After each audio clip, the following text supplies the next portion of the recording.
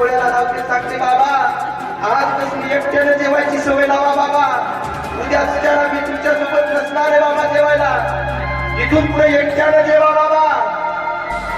एकट्याने जेवा त्याची भरलेल्या ताटावर बाप तुमचं घरात जातो आतल्या कमऱ्यामध्ये आणि दुसरी तोंडावरती कसा कसा रडायला लागतो.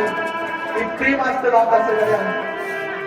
ज्या दिवशी लग्नाचा दिवस येतो बाया वाटवा तुमचा बाप सगळं भर नवे कपडे घातलेला असतं महाराज. बहीण नव्या कपड्यामध्ये महाराज लागते. आई नवी शालू नेसते. भाऊ नवी कपड्यात टाकतो.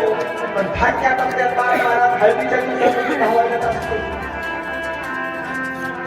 त्या बाबाला फक्त एकच मुद्दे सांगतो माझ्या ताईचं लग्न निर्विघ्नपणे पार पडावं.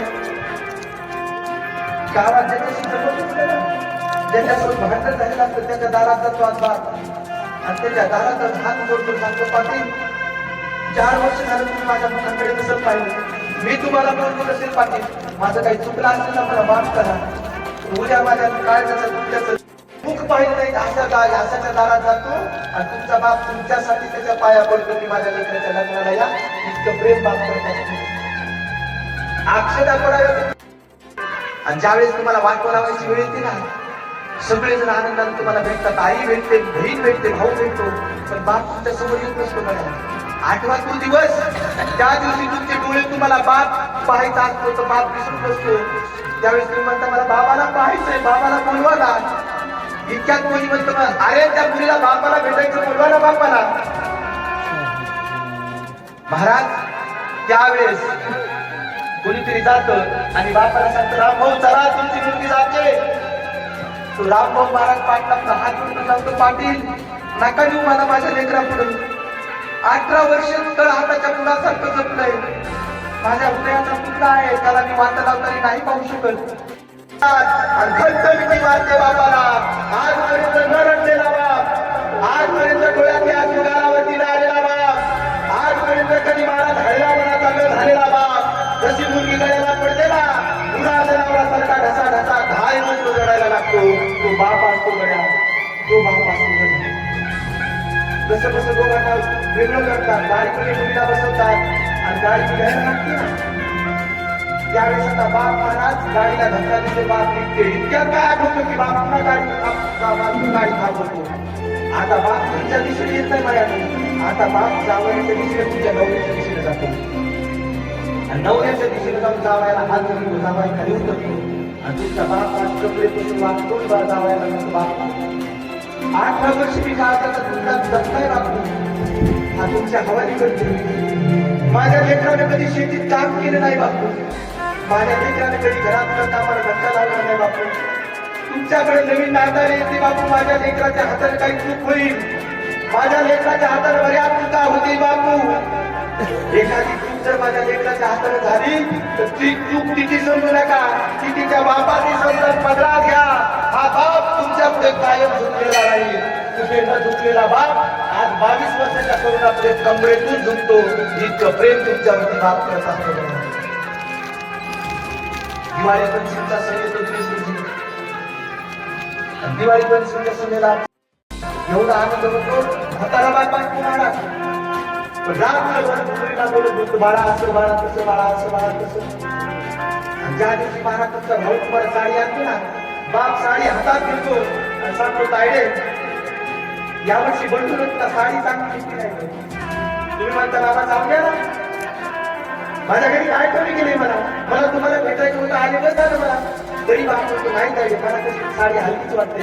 कितीही चांगली साडी घेऊ द्या बापाला पसंतच येत नाही. आणि जायचा दिवस येतो ना ज्या दिवशी महाराज तुम्ही निघता ना त्या दिवशी महाराज तुमचा बाप तुमच्या भावाला म्हणतो बंधू मी सुरू करीत भाऊ तुझे बाबा सुरू 60 वर्षाचा बाप असतो माझ्या 60 वर्षाचा बाप आज तुमच्या 2 पिशव्या उचलतो. पाय जरेच्या बापाला खरतर हात काढतात पण 2 पिशव्या उचलतो बाप आणि बस स्टँड पर्यंत हळूहळू घेऊन येतो बघा तो बाप. तिथं आल्यानंतर पिशव्या तिथून निघून जात नाही. बस येतो तिथं थांबतो. बस आल्यानंतर बसमध्ये जागा धरतो पिशव्या ठेवतो आणि बसमध्ये तुम्हाला जागेवरती बसवतो आणि महाराज तो बाप आता तुमच्याकडे बघत असतो, खिशात हात घालतो आणि तो बाप परत तुमच्या साडीला हात लावतो, सांगतो काय नाही सांगतो खरंच मला तुमची साडी पसंत राहिली.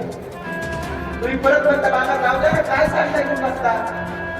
त्यावेळेस तो बाप फाटक्या खिशात हात घालतो आणि फाटक्या खिशातून 10, 20, 50च्या रुपया घालण्या काही 100-500 रुपये काढतो आणि तुमच्या हातात देऊन सांगतो तायडे आता हा बाप बरका झाला बरं का.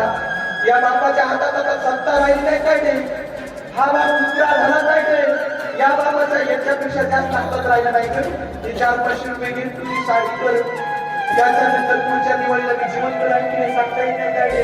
माझी शेवटची दिवाळी असू शकते तायडे. या बापाला माफ कर. आता हा बाप बरका झाला बरका झाला तायडे. तुम्ही ते पैसे हातात घेता आणि बापाकडे पण बापाच्या परत गळ्यात पडता. ज्यावेळेस बाप आणि जे रडते ना त्यावेळेस आखी बस रडायला लागते. माझा बस रडते नवं नाही, बसचा कंडक्टर रडतो यातही नवं नाही, बसचा ड्रायव्हर रडतो. कोणीतरी ड्रायव्हरला विचारलं साहेब त्या म्हाताऱ्याची लेख चालली ते रडतोय तुम्ही काय रडता.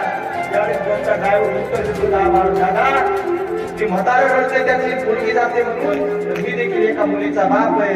मला देखील एक दिवस या परिस्थितीला तोंड द्यायचंय. मला देखील माझ्या मित्राला वाटायला पाहिजे इतकं प्रेम तुमच्यावरती बाप करत असतो.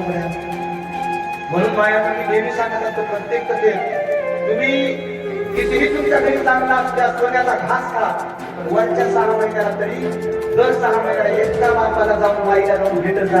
कारण ते पाखरासारखी वाट पाहत असतात तरी तुमची आज लेकरू येईल उद्या येईल मला भेटल एवढं प्रेम बाप करत असतो. हा सुद्धा तिच्या हृदयाचा बाप